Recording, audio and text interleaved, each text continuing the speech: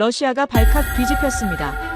한국이 주도한 사할린 가스 개발 현장에서 대형 가스 유출 사고가 발생기 때문이었는데요. 현장 책임자는 치명상을 입고 쓰러졌고 러시아 현지 병원은 단 한마디로 결론을 내렸습니다. 살 가능성은 없습니다. 더 충격적인 사실은 그에게는 이미 1년 전 교통사고로 아내와 아들을 잃어 이제 남은 가족이 아무도 없었다는 것. 사고 직후 책임을 지라는 푸틴 대통령의 압박 속에 한국은 초긴장 상태에 접어들었습니다. 한국은 결단을 내립니다. 우리가 끝까지 책임집니다 하다. 지금 당장 한국으로 이송하겠습니다. 외교적 압박, 중국의 방해, 시간과의 싸움. 모두가 포기를 말했을 때 한국 의료진은 단 하나만을 말했습니다. 국적이 아니라 환자입니다. 지금부터 한 생명을 살리려 한 선택이 왜 사할린의 운명까지 바꾸게 되었는지 그 충격적인 진실을 공개합니다. 그 전에 구독과 좋아요 버튼을 눌러주시면 위대한 우리 기술이 전 세계로 퍼지는데 일조하시게 됩니다. 그리고 어디서 듣고 계신지도 알려주세요. 우리 대한국민은 언제나 하나로 연결됩니다. 그럼 사연 바로 시작합니다. 저는 안드레이 페트로프입니다. 58살, 러시아 사할린 에너지 개발청 소속 고위 공무원이죠. 30년 넘게 가스와 석유 개발 프로젝트를 관리해왔고 제 손을 거쳐 간 계약서만 수백 건입니다. 그 많은 협상 테이블에서 저는 단 한 번도 흔들린 적이 없었어요. 숫자와 조항, 이익과 손실로만 판단했죠. 하지만 그날 제가 알던 모든 원칙이 무너졌습니다. 2024년 10월 15일 오전 6시 40분 사할린 북동부 가스 개발 현장에서 대형 가스 유출 사고가 발생했습니다. 현장 책임자였던 제 동료 드미트리가 유독 가스에 직접 노출됐어요. 첫 신고를 받고 현장으로 달려갔을 때 저는 그가 누워있는 모습을 보고 숨이 멎는 줄 알았습니다. 얼굴은 새파랗게 질려 있었고 입술은 보랏빛으로 변해 있었어요. 구급대원들이 산소 마스크를 씌웠지만 그의 가슴은 거의 움직이지 않았습니다. 드미트리는 제 대학 동기였어요. 함께 모스크바 공과대학을 나왔고 첫 발령도 같은 곳에서 받았죠. 30년 넘게 같은 길을 걸어온 사람입니다. 그가 1년 전 교통사고로 아내와 아들을 잃었을 때 장례식장에서 무너진 그를 부축한 사람도 저였어요. 그 이후로 그는 일에만 매달렸습니다. 집에 돌아가면 아무도 없으니까요. 사할린 현장으로 자원해서 온 것도 그 때문이었죠. 현지 병원으로 급히 이송됐지만 의사들의 표정은 어두웠습니다. 가스 중독으로 인한 폐 손상이 심각했고 간과 신장 기능까지 급격히 떨어지고 있었어요. 담당 의사가 제게 말했습니다. 생존 가능성이 거의 없습니다. 가족에게 연락하시는 게. 저는 그 말을 끝까지 듣지 못했어요. 드미트리에겐 더 이상 가족이 없었으니까요. 중환자실 유리창 너머로 그를 바라보는데 손이 떨렸습니다. 모니터에 찍히는 심박수 그래프가 자꾸 불규칙해졌어요. 경보음이 울렸다 멈추기를 반복했죠. 의료진이 분주하게 움직였지만 저는 그저 서 있을 수밖에 없었습니다. 아무것도 할 수 없었어요.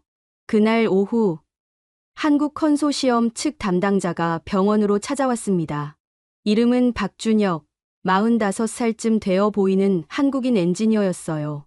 그는 제게 인사도 없이 바로 중환자실로 향했고 유리창 너머 드미트리를 한참 동안 바라봤습니다. 그리곤 저를 돌아보며 물었어요. 환자분 상태가 어떻습니까? 저는 담담하게 대답했습니다. 의사들은 희망이 없다고 합니다. 박준혁 씨는 고개를 끄덕이더니 잠시 침묵했어요. 그의 눈빛이 심각했습니다. 뭔가 결정을 내리는 사람의 표정이었죠. 그가 입을 열었습니다. 한국으로 모시겠습니다. 저는 그 말을 이해하지 못했어요. 무슨 말씀이십니까? 박준혁 씨가 말했습니다. 이 프로젝트는 우리 컨소시엄이 총괄 책임을 맡았습니다. 현장에서 발생한 사고니까 우리가 끝까지 책임져야죠. 환자분을 한국으로 긴급 이송해서 치료받게 하겠습니다. 저는 어이가 없었어요.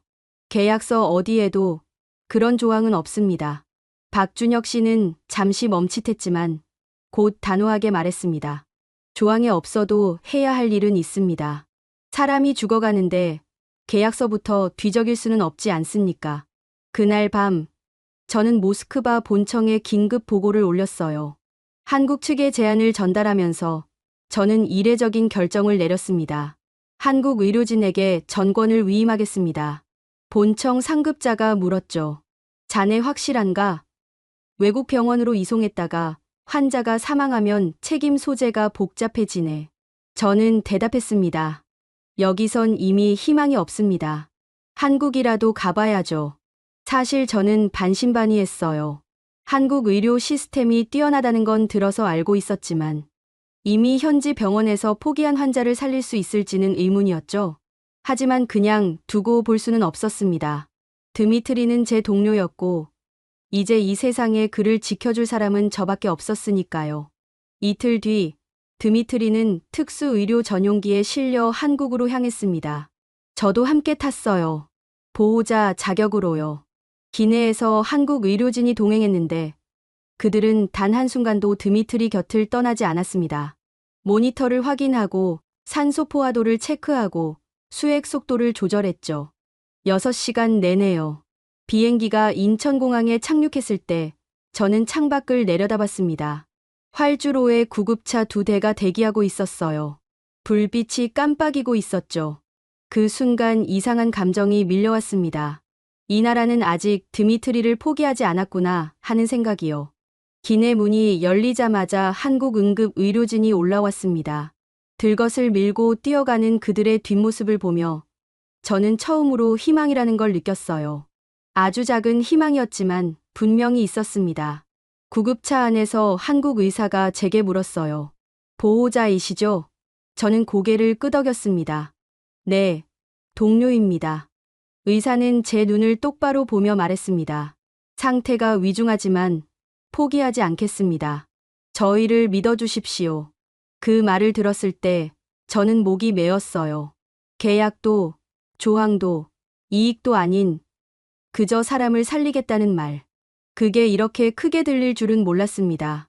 서울대학병원 중환자실 앞 복도는 낯설었습니다. 복도 끝까지 이어진 하얀 벽, 소독약 냄새, 간호사들의 발소리. 모든 게 사할린과 달랐어요. 저는 플라스틱 의자에 앉아 시계를 보고 또 봤습니다. 드미트리가 응급실로 들어간 지 3시간이 지났지만 아무도 나오지 않았죠. 복도 한쪽에서 간호사가 서류 뭉치를 들고 다가왔습니다. 보호자분이시죠? 저는 고개를 끄덕였어요. 네. 간호사가 서류를 내밀며 말했습니다. 환자분 보호자가 따로 안 계시다고 들었는데 맞으신가요? 저는 잠시 말을 잇지 못했습니다. 드미트리의 가족 이야기를 어떻게 설명해야 할지 몰랐어요. 1년 전에 교통사고로 아내와 아들을 잃었습니다. 지금은 혼자예요. 간호사는 고개를 천천히 끄덕이며 말했습니다. 그럼 선생님께서 보호자로 등록하셔야 할 것 같습니다. 수술 동의서나 치료 방침 결정 때 서명이 필요하거든요. 저는 서류를 받아들었어요. 손이 떨렸습니다. 수술 동의서, 연명 치료 동의서, 응급 처치 동의서. 제가 서명하면 드미트리의 생사가 제 결정에 달리는 거였죠. 친구로서가 아니라 법적 보호자로서요. 제가 이런 결정을 내려도 되는 건가요? 제 목소리가 갈라졌습니다. 간호사는 잠시 저를 바라보다가 조용히 말했어요. 지금 환자분 곁에 계신 분은 선생님뿐입니다. 선생님이 아니면 누가 환자분을 지켜주시겠어요? 저는 펜을 들었습니다. 손이 계속 떨렸지만 한 글자씩 제 이름을 적었어요. 안드레이 페트로프. 관계란에는 동료라고 썼습니다. 하지만 그 순간 저는 알았어요. 저는 이제 단순한 동료가 아니라는 거요. 밤 9시쯤 담당 교수가 복도로 나왔습니다. 김성훈 교수, 50살쯤 되어 보이는 중년 남성이었어요. 그는 피곤한 얼굴로 저를 보며 천천히 입을 열었습니다. 환자분 상태가 예상보다 훨씬 심각합니다. 가스 중독으로 폐 조직이 광범위하게 손상됐고 간 기능도 절반 이하로 떨어졌어요. 신장도 제 기능을 못하고 있습니다. 저는 숨을 참았어요. 그럼 살 수 있습니까? 김성훈 교수는 고개를 천천히 끄덕였습니다. 가능성은 낮습니다. 하지만 포기하지 않겠습니다. 저희 팀은 밤새 환자분을 지킬 겁니다. 그 말을 듣는 순간 저는 이상한 감정에 휩싸였어요. 이 사람들은 드미트리를 한 번도 본 적이 없습니다. 그가 어떤 사람인지, 어떤 삶을 살아왔는지도 모르죠. 하지만 그들은 포기하지 않겠다고 말했어요. 그게 저에겐 너무 낯선 일이었습니다. 그날 밤, 저는 중환자실 밖 보호자 대기실에 남았습니다. 잠을 잘 수 없었어요. 대기실 창문 너머로 중환자실 불빛이 보였습니다. 환자 한 명당 간호사 한 명이 붙어서 모니터를 지켜보고 있었죠. 새벽 2시, 3시, 4시. 교대 시간이 지나도 간호사들은 계속 그 자리에 있었어요. 새벽 5시쯤 한 간호사가 대기실로 들어왔습니다. 손에 따뜻한 차 한 잔을 들고요. 보호자님, 이거라도 드세요. 밤새 주무시지도 못하셨죠? 저는 차를 받아 들었어요. 감사합니다. 그런데 환자는 괜찮습니까? 간호사는 잠시 망설이다가 말했습니다. 사실 밤새 2번이나 위험한 순간이 있었어요. 혈압이 급격히 떨어져서요. 그때마다 의료진이 전부 달려왔습니다. 지금은 안정됐어요. 저는 차를 마시는 척했지만 손이 너무 떨려서 잔을 제대로 잡을 수가 없었습니다. 혹시 환자분이 깨어나시면 가족 찾으실 것 같은데 간호사가 조심스럽게 물었어요. 저는 고개를 저었습니다. 가족은 없습니다. 이제 혼자예요. 간호사는 아무 말도 하지 않았어요. 그저 제 어깨를 한번 토닥이고는 중환자실로 돌아갔죠. 그 손길이 왜 그렇게 따뜻했는지 모르겠습니다. 저는 그냥 동료의 보호자일 뿐인데요. 이틀째 되던 날, 김성훈 교수가 다시 저를 찾아왔습니다. 보호자님, 수술을 해야 할 것 같습니다. 폐 일부를 제거하고 손상된 조직을 정리해야 해요. 하지만 환자분 상태가 워낙 약해서 수술 자체가 큰 위험입니다. 저는 그 말을 듣고 눈을 감았어요. 수술을 하면 죽을 수도 있고 하지 않아도 죽을 수 있다는 얘기였죠. 제가 어떤 결정을 내려도 드미트리는 위험했습니다. 교수님, 저는 천천히 입을 열었어요. 이 사람은 1년 전에 가족을 모두 잃었습니다. 그 이후로 혼자 살았어요. 일만 하면서요. 저는 그 사람의 마지막 친구일지도 모릅니다. 목소리가 떨렸습니다. 제가 지금 내리는 결정이 옳은 건지 모르겠습니다. 김성훈 교수는 잠시 저를 바라보다가 조용히 말했습니다. 선생님이 여기 계신 것만으로도 환자분은 혼자가 아닙니다. 선생님이 계시니까요. 그 말을 듣는 순간 저는 눈시울이 뜨거워졌어요. 저는 수술 동의서에 서명했습니다. 펜을 쥔 손에 힘이 들어갔어요. 제 이름을 적으면서 저는 드미트리에게 속으로 말했습니다. 미안하다. 내가 할 수 있는 건 이게 전부다. 수술실 문이 닫히는 걸 보면서 저는 복도 바닥에 주저앉았습니다. 아무도 보지 않는 복도 구석에서 저는 처음으로 울었어요. 드미트리의 장례식 때도 울지 않았는데 그날 저는 울었습니다. 수술이 시작된 지 6시간이 지났습니다. 복도 시계는 오후 4시를 가리키고 있었어요. 저는 보호자 대기실 창가에 서서 밖을 내려다봤습니다.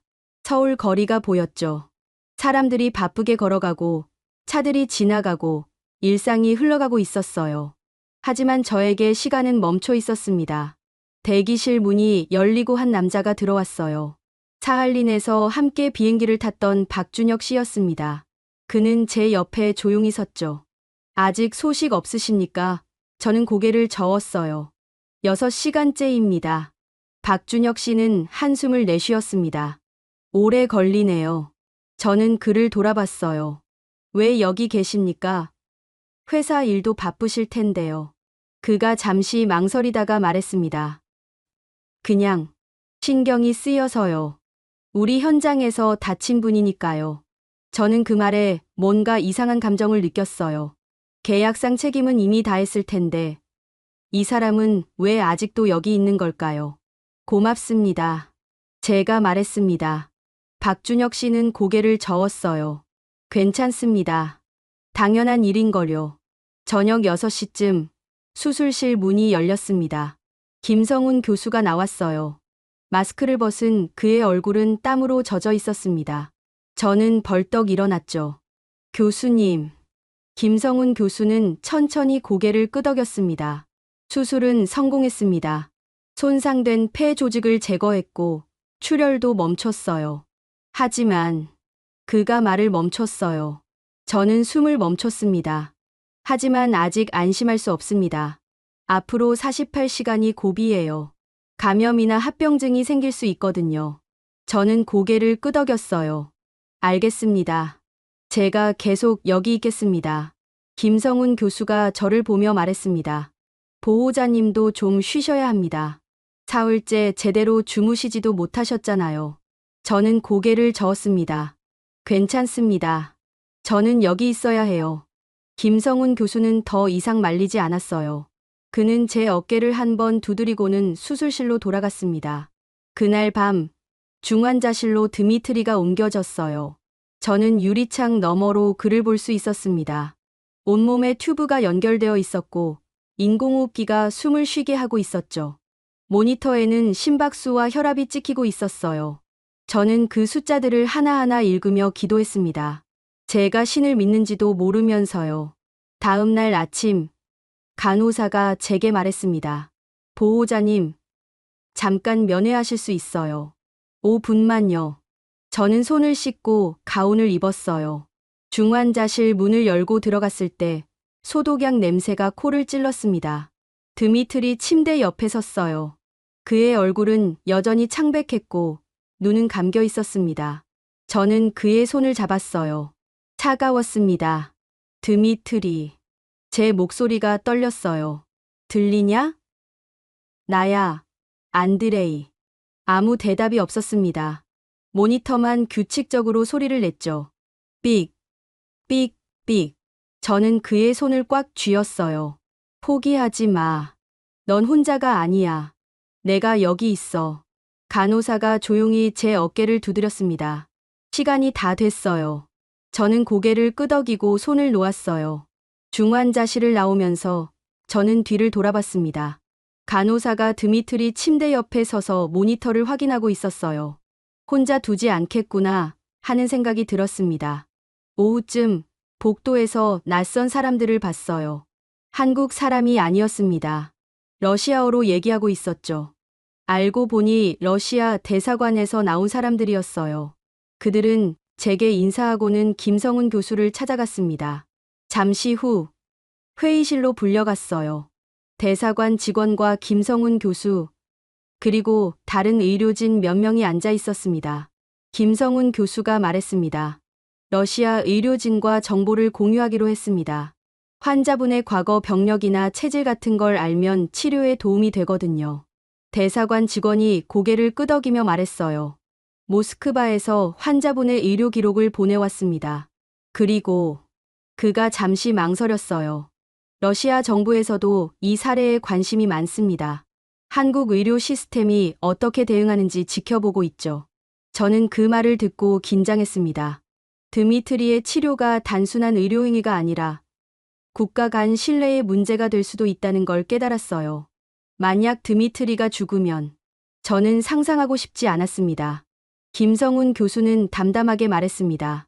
우리는 환자를 치료할 뿐입니다. 그분이 어느 나라 사람이든 저희에겐 똑같은 환자예요. 그 말을 듣는 순간 저는 왜인지 모르게 안도감을 느꼈어요. 그날 오후 회진 시간에 저도 함께 참석했습니다. 김성훈 교수와 전공의 3명, 간호사 2명이 드미트리 침대 앞에 모였어요. 그들은 차트를 보며 하나하나 확인했습니다. 폐 기능 회복 중, 간 수치 조금씩 개선, 신장 기능 아직 불안정. 전공의 중 1명이 물었어요. 교수님, 이 정도면 인공호흡기를 뗄 수 있지 않을까요? 김성훈 교수는 고개를 저었습니다. 아직 이르다. 최소 일주일은 더 지켜봐야 해. 저는 그들의 대화를 들으며 이상한 감정을 느꼈어요. 이 사람들은 드미트리를 살리기 위해 모든 걸 하고 있었습니다. 국적이고 뭐고 따지지 않고요. 그게 저에겐 너무 낯설었어요. 러시아에서라면 외국인 환자를 이렇게까지 신경 쓸까요? 밤이 되었습니다. 저는 다시 보호자 대기실로 돌아왔어요. 창밖은 어두웠고 병원 불빛만 환하게 켜져 있었습니다. 저는 의자에 앉아 눈을 감았어요. 피곤했지만 잠이 오지 않았습니다. 그때 누군가 문을 두드렸어요. 간호사였습니다. 보호자님, 환자분 상태가 조금 나아졌어요. 혈압도 안정되고 산소 포화도도 올라갔습니다. 저는 벌떡 일어났어요. 정말입니까? 간호사는 미소 지으며 고개를 끄덕였습니다. 네.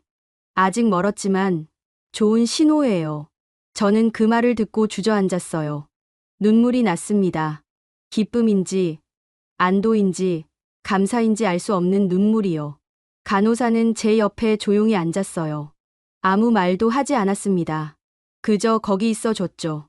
저는 한참을 울었어요. 그 간호사가 떠날 때까지요. 드미트리가 한국으로 온 지 일주일이 지났습니다.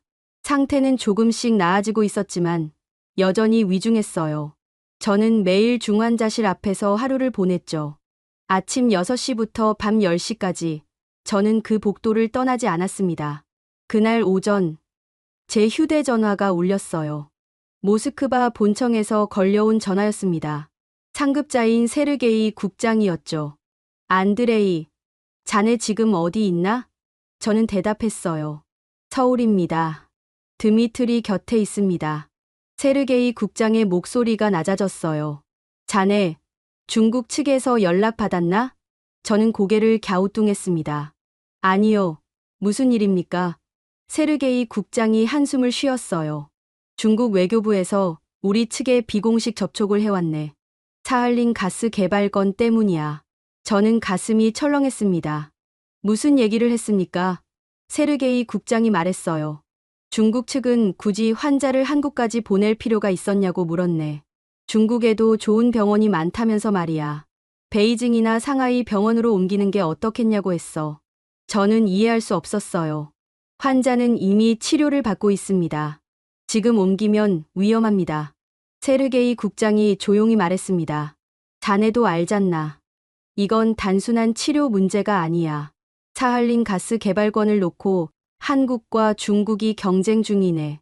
중국 입장에선 러시아가 한국을 너무 신뢰하는 것처럼 보이는 게 불편한 거지. 저는 화가 났어요. 사람 목숨이 걸린 일인데 그걸 사업 협상에 이용하겠다는 겁니까? 세르게이 국장은 한참 침묵했습니다. 자네 말이 맞네. 하지만 조심하게.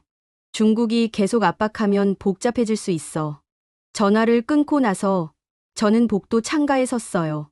멀리 서울 시내가 보였습니다. 저는 이해할 수 없었어요. 드미트리는 지금 살기 위해 싸우고 있는데 누군가는 그 상황을 협상 카드로 쓰려 한다는 게요. 며칠 뒤 박준혁 씨가 병원을 찾아왔습니다. 그의 표정이 어두웠어요. 안드레이 씨, 들으셨습니까? 중국 언론에서 이 사건을 보도했대요. 저는 고개를 저었습니다. 무슨 내용입니까? 박준혁 씨가 휴대전화를 꺼내 기사를 보여줬어요. 중국어로 쓰여 있었지만 번역기를 돌려보니 내용을 알 수 있었습니다. 러시아 환자, 한국 병원에서 치료 중이나 성과 미미, 중국 의료 기술이 더 적합했을 것, 한국, 사할린 개발권 노려 과도한 친절. 저는 기사를 읽으며 손이 떨렸어요. 분노 때문이었습니다. 이건 거짓말입니다. 드미트리는 분명히 나아지고 있어요. 의료진이 밤낮 없이 노력하고 있다고요. 박준혁 씨가 고개를 끄덕였어요. 저도 압니다. 하지만 중국은 계속 이런 식으로 흔들려고 할 겁니다. 저는 창밖을 바라봤어요. 왜 이렇게까지 하는 겁니까? 박준혁 씨가 한숨을 쉬었습니다. 사할린은 천연가스가 엄청나게 많은 곳입니다. 그 개발권을 누가 가져가느냐에 따라 향후 30년 에너지 판도가 바뀌죠. 중국은 그걸 한국에 빼앗기고 싶지 않은 겁니다. 저는 고개를 저었어요. 하지만 우린 사업 얘기를 한 적이 없습니다. 그저 환자를 치료하고 있을 뿐인데요. 박준혁 씨가 조용히 말했습니다. 그게 중국이 더 불안해하는 이유일 겁니다. 한국은 계약서나 조항을 들이밀지 않고 그냥 사람을 살리고 있으니까요. 그날 오후 또 한 통의 전화가 걸려왔어요. 이번엔 러시아 대사관이었습니다. 대사관 직원이 말했어요. 안드레이 씨, 본국에서 지시가 내려왔습니다. 환자분 치료 경과를 매일 보고해 달라고요. 상세하게요. 저는 이유를 물었습니다. 왜 갑자기 그러십니까? 직원이 조심스럽게 대답했어요. 중국 측에서 계속 문제를 제기하고 있습니다. 한국 병원이 제대로 치료를 하고 있는지, 환자 상태가 정말 나아지고 있는지 확인하라고 압박하고 있어요. 저는 화가 치밀었습니다. 직접 와서 보면 되지 않습니까? 의료진이 얼마나 최선을 다하는지요. 직원이 한숨을 쉬었어요. 저희도 압니다. 하지만 정치적인 문제라서요. 이해해 주십시오. 전화를 끊고 저는 김성훈 교수를 찾아갔습니다. 그는 진료실에서 차트를 보고 있었어요. 교수님, 죄송합니다만 저는 조심스럽게 말을 꺼냈습니다. 혹시 중국 측에서 연락 받으신 적 있으십니까? 김성훈 교수는 고개를 들었어요. 네, 있습니다. 베이징에 있는 병원에서 협진 제안이 왔더군요. 환자를 중국으로 옮겨서 함께 치료하자고요. 저는 숨이 막혔습니다. 그럼 어떻게 하실 겁니까? 김성훈 교수는 차분하게 대답했어요. 거절했습니다. 환자를 옮기는 건 위험합니다. 지금 상태로는 안 돼요. 그리고 그가 잠시 말을 멈췄어요. 우린 의사입니다. 정치적인 판단은 하지 않아요. 환자에게 최선인 게 뭔지만 생각합니다. 저는 그 말을 듣고 눈시울이 뜨거워졌어요. 감사합니다, 교수님. 김성훈 교수는 고개를 끄덕이며 말했습니다. 환자분은 이제 조금씩 나아지고 있어요. 우린 그냥 치료를 계속할 겁니다. 누가 뭐라든요. 그날 밤, 저는 보호자 대기실에 앉아 생각에 잠겼습니다.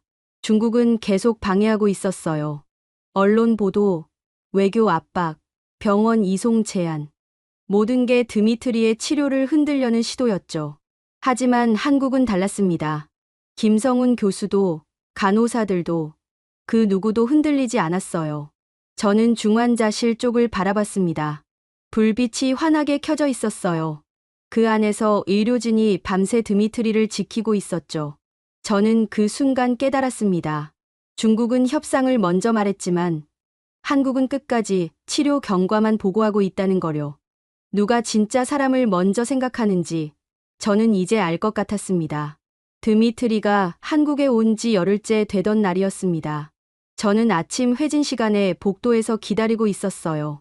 간호사들이 분주하게 움직이는 모습이 보였죠. 평소와 다를 바 없는 아침이었습니다. 그런데 갑자기 중환자실에서 경보음이 울렸어요. 삑삑삑. 날카로운 소리가 복도까지 들렸습니다. 저는 벌떡 일어났어요. 간호사 2명이 뛰어가는 게 보였죠. 그리고 곧 의사들도 달려왔습니다. 저는 중환자실 유리창에 얼굴을 붙였어요.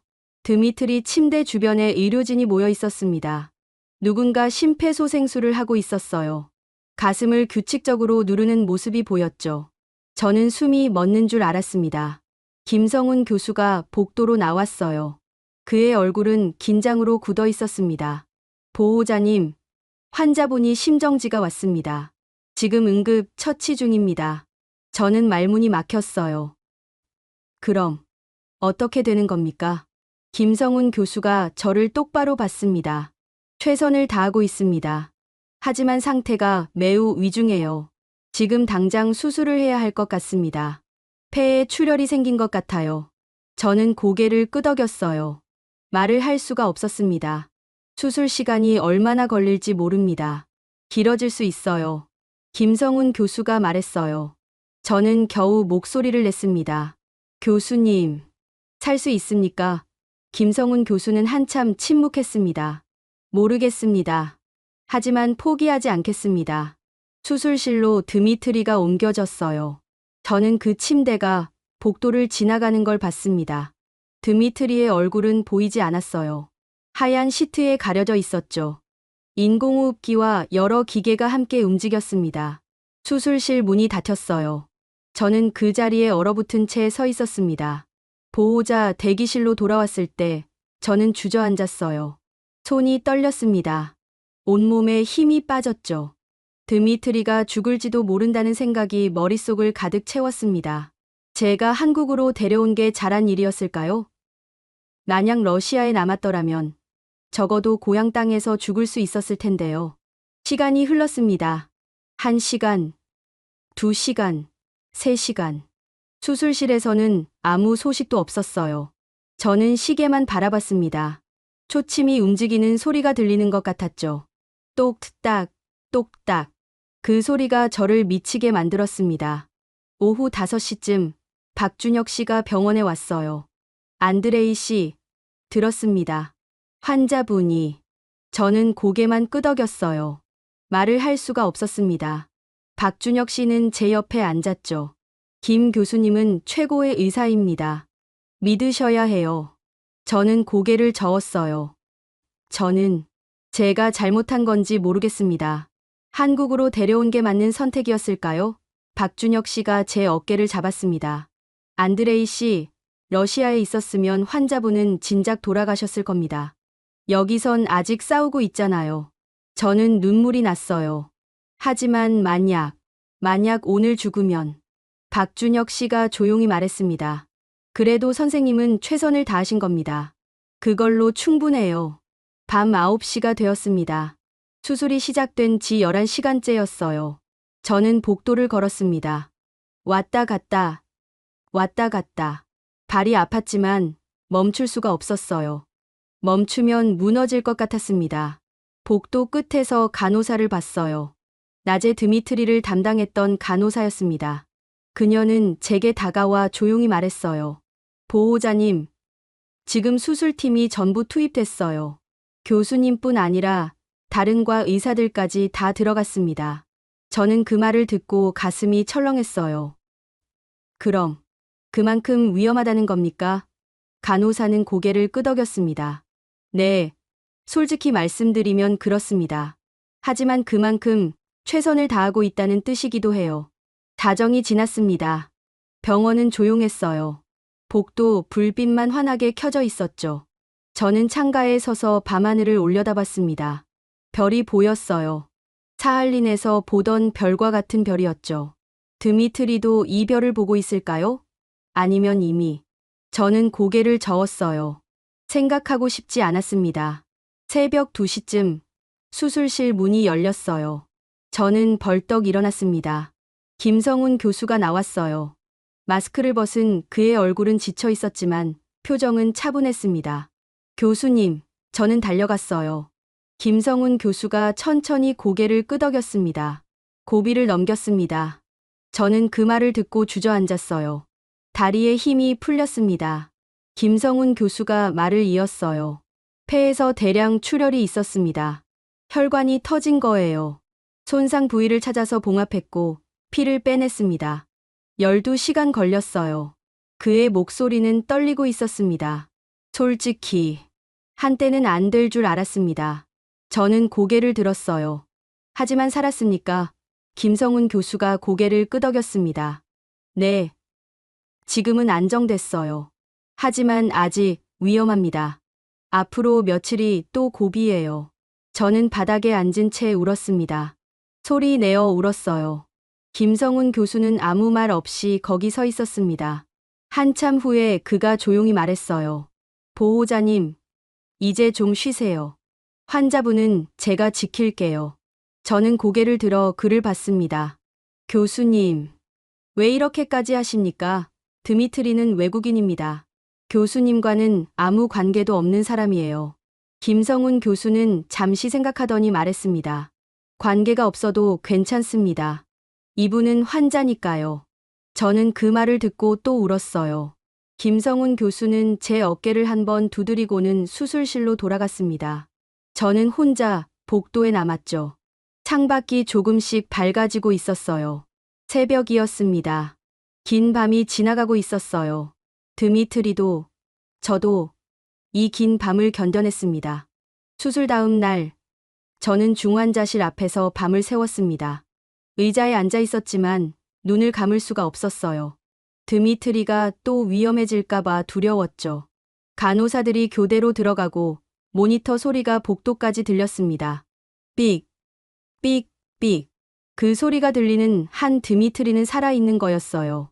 아침 7시쯤 김성훈 교수가 회진을 돌았습니다. 저는 유리창 너머로 그를 봤어요. 그는 드미트리 침대 옆에 서서 차트를 보고 모니터를 확인하고 간호사와 얘기를 나눴습니다.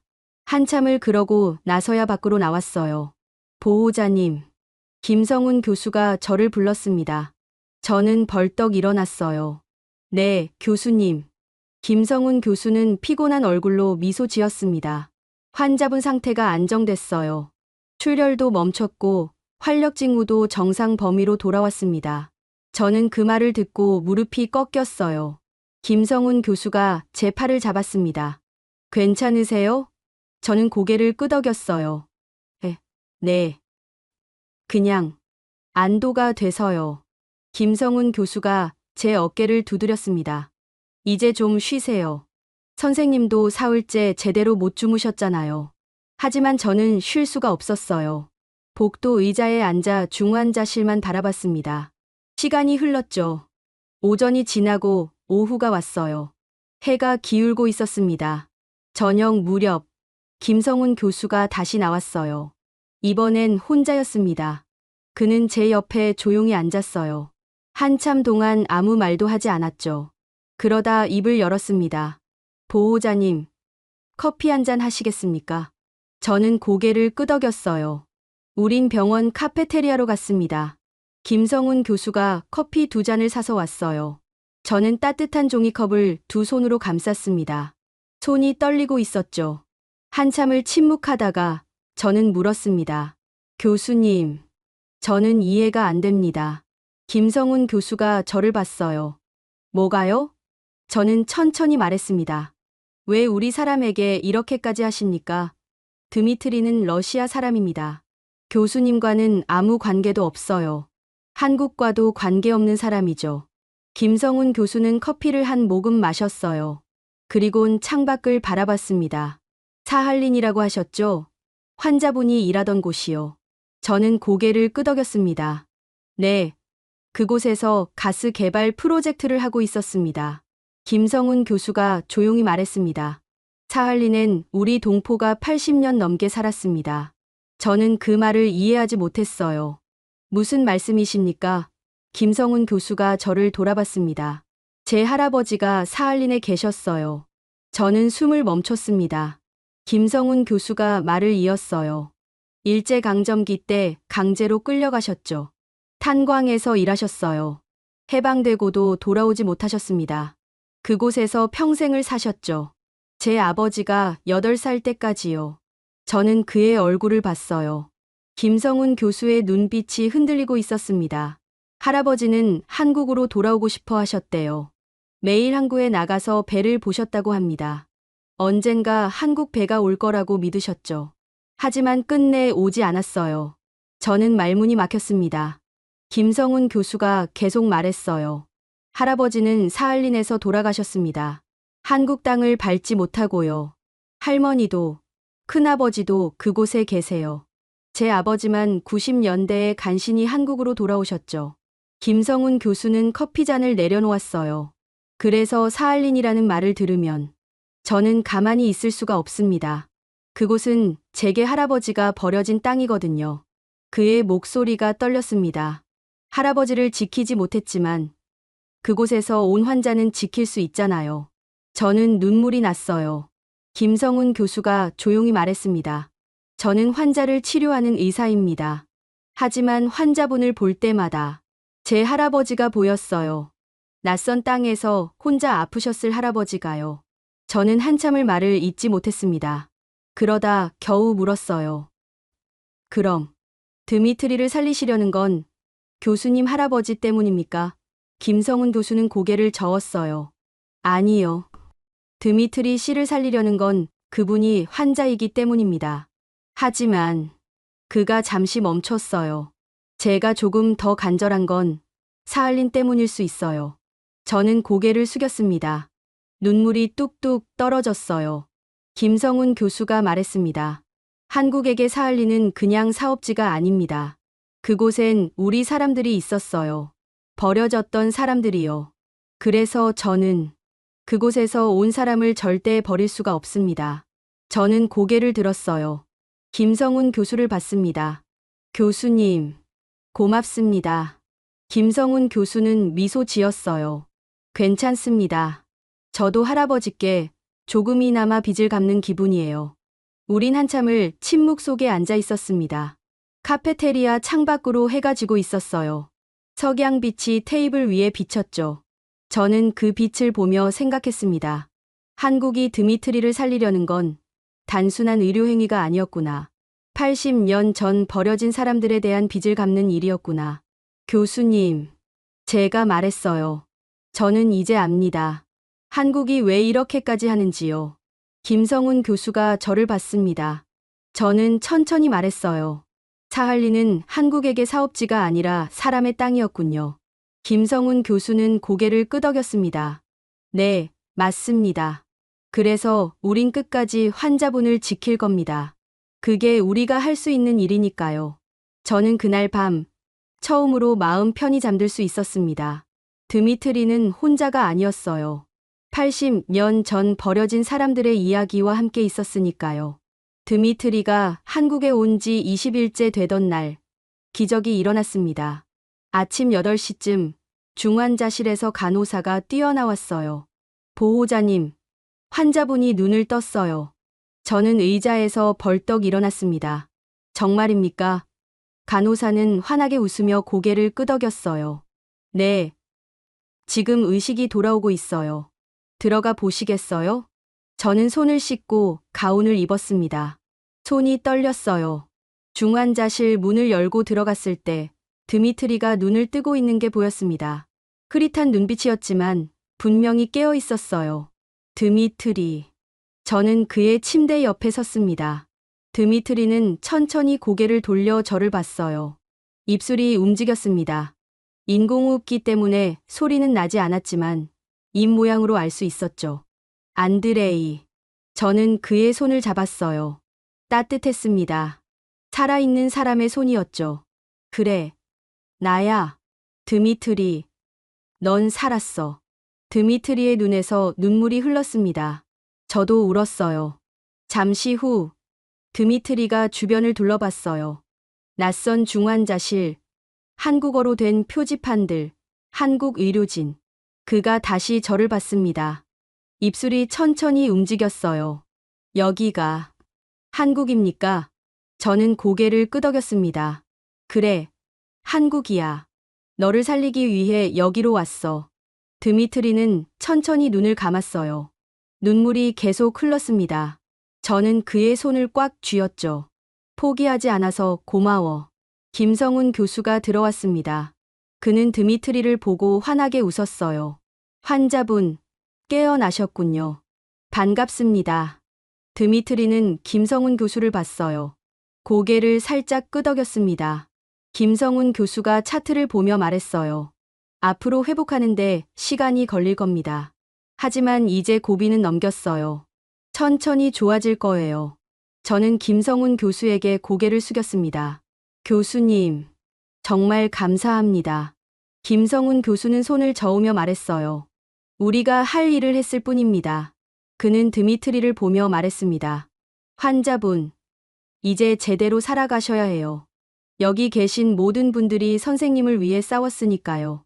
그날 오후 모스크바에서 전화가 왔어요. 세르게이 국장이었습니다. 안드레이, 드미트리가 깨어났다고? 정말인가? 저는 대답했어요. 네. 오늘 아침에 의식을 회복했습니다. 세르게이 국장의 목소리가 떨렸어요. 믿을 수가 없네. 현지 병원에선 희망이 없다고 했는데. 저는 조용히 말했습니다. 한국 의료진이 포기하지 않았습니다. 끝까지요. 세르게이 국장이 한참 침묵하다가 말했어요. 안드레이, 자네가 옳았네.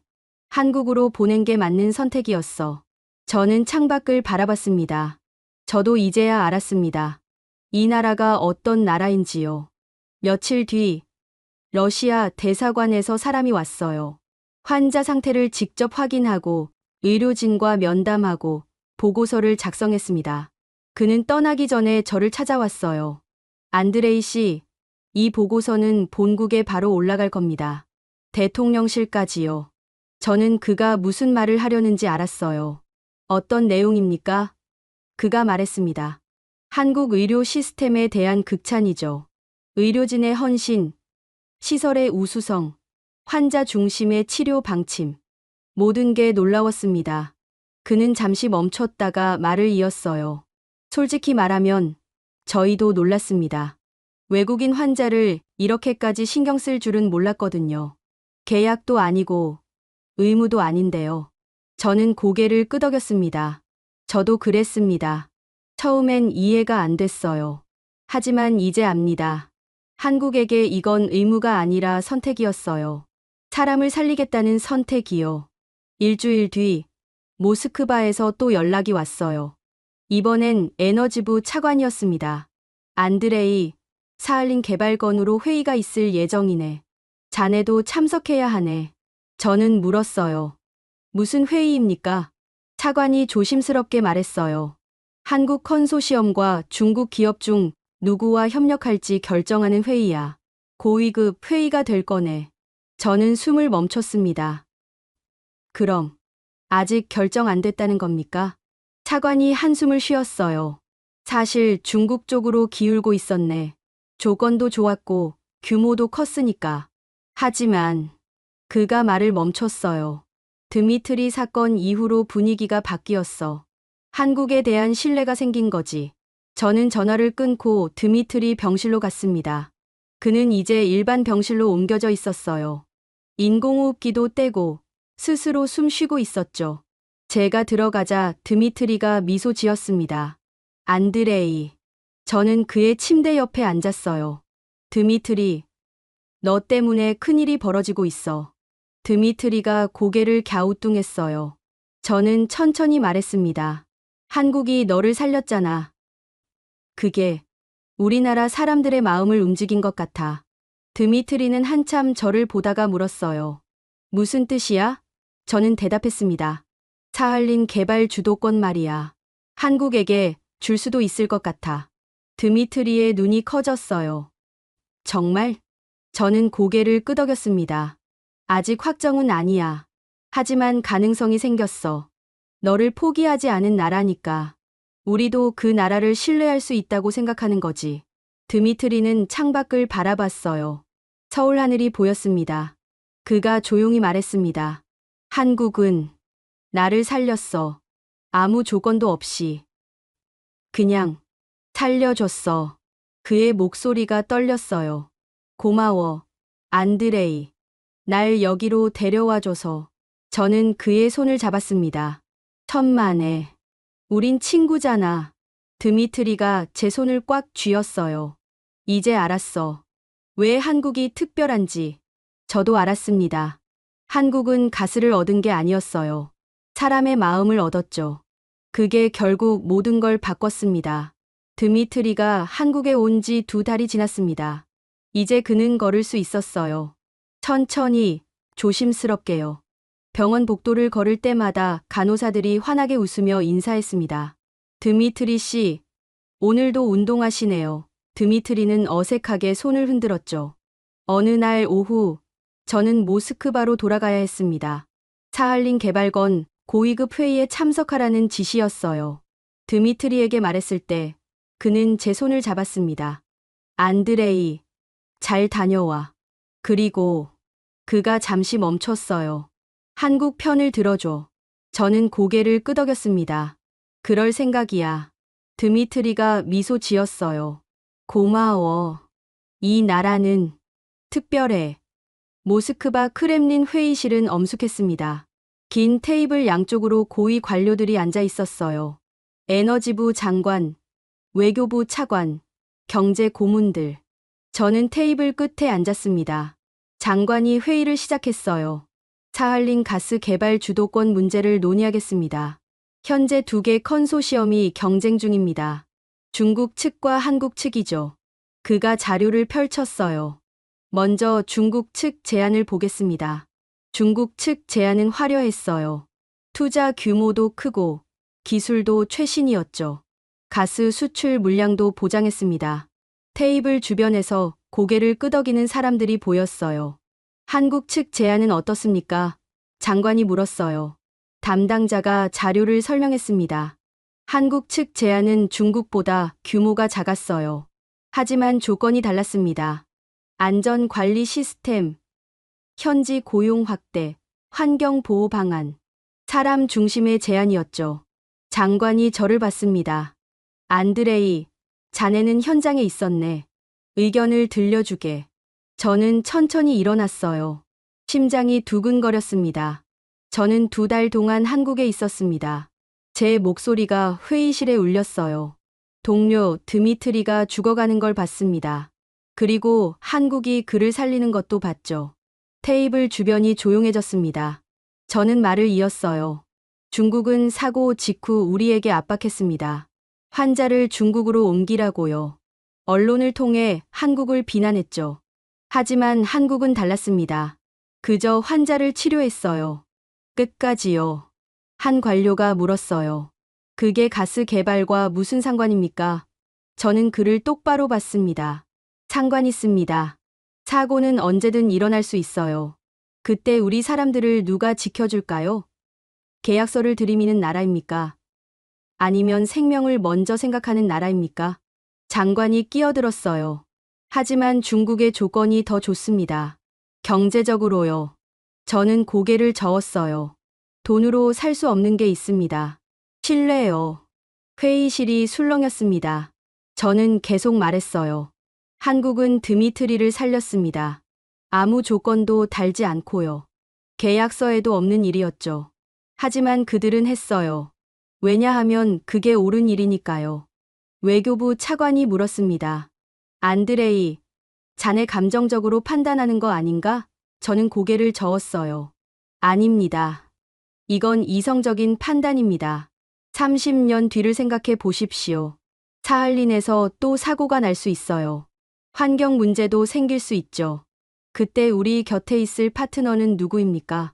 저는 테이블을 천천히 둘러봤어요. 중국은 이익을 먼저 따집니다. 한국은 사람을 먼저 봅니다. 저는 사람을 먼저 보는 나라와 일하고 싶습니다. 장관이 한참 생각하더니 물었어요. 다른 분들 의견은 어떻습니까? 한 고문이 손을 들었습니다. 저도 안드레이 의견에 동의합니다. 드미트리 사건은 국제적으로도 화제가 됐죠. 한국의 이미지가 크게 올라갔습니다. 다른 관료가 말했어요. 중국은 우리를 압박했습니다. 하지만 한국은 조용히 일했어요. 그게 더 신뢰가 갑니다. 회의실 분위기가 바뀌고 있었어요. 장관이 고개를 끄덕였습니다. 알겠습니다. 투표로 결정하겠습니다. 종이가 돌았어요. 저는 펜을 들고 적었습니다. 한국. 주저하지 않았어요. 투표 결과가 나왔습니다. 15명 중 11명이 한국을 선택했어요. 장관이 발표했습니다. 사할린 가스 개발 주도권은 한국 컨소시엄에게 주기로 결정했습니다. 저는 의자에 앉아 눈을 감았어요. 가슴이 뛰었습니다. 드미트리가 살아서 이뤄낸 일이었어요. 일주일 뒤, 저는 다시 서울로 돌아왔습니다. 드미트리에게 소식을 전하러요. 병실 문을 열었을 때 그는 창가에 서 있었어요. 창밖으로 태극기가 펄럭이고 있었죠. 드미트리. 제가 불렀습니다. 그가 돌아봤어요. 안드레이, 어떻게 됐어? 저는 미소 지었습니다. 한국이 선택됐어. 사할린 개발 주도권을 가져갔어. 드미트리의 눈이 커졌어요. 정말? 저는 고개를 끄덕였습니다. 내가 살아준 덕분이야. 내가 한국 의료진을 믿었고, 그게 우리 모두의 마음을 바꿨어. 드미트리는 다시 창밖을 봤어요. 태극기를 한참 바라봤죠. 이상하다. 난 그냥 살아났을 뿐인데. 저는 그의 어깨에 손을 올렸습니다. 내가 산 게 기적이었어. 한국이 만든 기적이지. 그날 저녁, 김성훈 교수가 병실로 찾아왔어요. 저는 그에게 소식을 전했습니다. 교수님, 러시아가 사할린 개발 주도권을 한국에 주기로 했습니다. 김성훈 교수는 잠시 놀란 표정을 지었어요. 정말입니까? 저는 고개를 끄덕였습니다. 네, 교수님 덕분입니다. 교수님이 드미트리를 살렸으니까요. 김성훈 교수는 손을 저었어요. 저는 그냥 의사 일을 했을 뿐입니다. 저는 고개를 저었습니다. 아닙니다. 교수님은 사람을 살렸어요. 그리고 그게 모든 걸 바꿨습니다. 드미트리가 말했어요. 교수님, 고맙습니다. 제 목숨뿐 아니라 제 나라의 선택까지 바꿔주셨어요. 김성훈 교수는 미소 지었습니다. 환자분이 포기하지 않았으니까요. 저희도 포기할 수 없었습니다. 석 달 뒤, 드미트리는 퇴원했습니다. 병원 로비에서 의료진이 모두 나와 인사했어요. 간호사들, 전공의들, 김성훈 교수.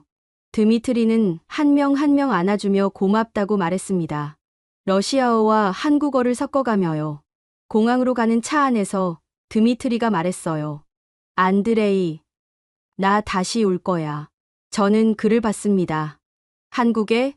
드미트리가 고개를 끄덕였어요. 응. 이번엔 환자가 아니라 일 때문에. 사할린 프로젝트 시작되면 한국 사람들과 함께 일하게 될 거야. 저는 미소 지었습니다. 좋은 생각이야. 드미트리가 창밖을 봤어요. 한국은 날 살렸어. 이제 내 차례야. 이 나라와 잘 일하는 거. 인천공항에 도착했을 때 우린 출국장 앞에 섰어요. 저는 드미트리를 안았습니다. 건강해, 친구. 드미트리도 저를 꽉 안았어요. 너도. 그리고 안드레이. 그가 제 귀에 속삭였습니다. 한국을 선택해줘서 고마워. 저는 고개를 끄덕였어요. 당연한 일이야. 사람을 살리는 나라를 선택하는 게. 비행기가 이륙했습니다. 창밖으로 서울이 보였어요. 저는 그 도시를 한참 바라봤습니다. 드미트리를 살린 도시, 80년 전 버려진 사람들을 기억하는 나라. 중국은 방해했습니다. 언론으로, 압박으로, 조건으로요. 하지만 한국은 달랐어요. 그저 사람을 살렸죠. 조용히, 끝까지. 가스는 돈으로 살 수 있습니다. 기술도, 설비도요. 하지만 사람을 살리는 선택은 아무나 못합니다. 한국은 그 선택을 했어요. 아무 조건 없이. 그래서 러시아는 말했습니다.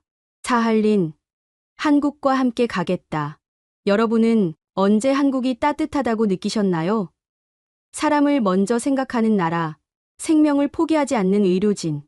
이 이야기가 마음에 닿으셨다면 구독과 좋아요 부탁드립니다.